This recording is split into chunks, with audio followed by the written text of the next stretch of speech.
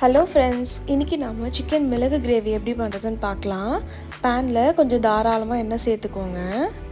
எண்ணெய் நல்லா காஞ்சதும் கடுகு ஆட் பண்ணிக்கலாம்.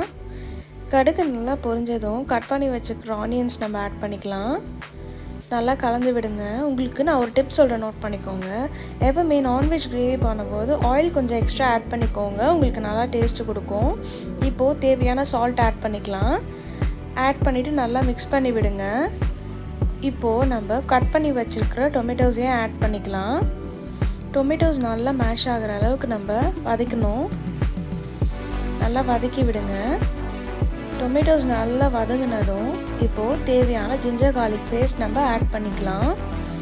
ஜிஞ்சர் கார்லிக் பேஸ்ட் நல்லா ஃப்ளேவர் கொடுக்கும். நல்லா கலந்து விடுங்க. நல்லா கலந்து விட்டுட்டு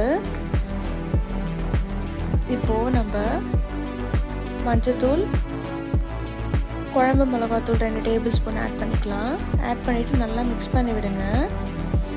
இப்போது வாஷ் பண்ணி வச்சுருக்கிற சிக்கனை நம்ம இந்த டொமேட்டோஸில் ஆட் பண்ண போகிறோம். ஆட் பண்ணிவிட்டு நல்லா மிக்ஸ் பண்ணி விடுங்க.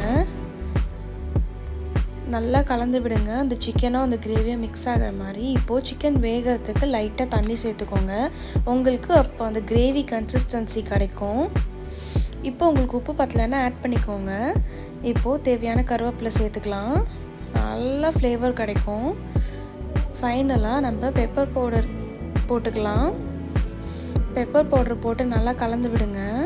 இப்போ தேவையான கொத்தமல்லியை நம்ம ஆட் பண்ணிக்கலாம். சும்மா ட்ரை பண்ணி பாருங்கள், வேறு லெவல் டேஸ்ட் இருக்கும். எல்லோரும் ஹாப்பியாக ஜாலியாக செஞ்சு சாப்பிடுங்க. பாய். அப்படியே மறக்காமல் இந்த பேஜை சப்ஸ்கிரைப் பண்ணிவிடுங்க.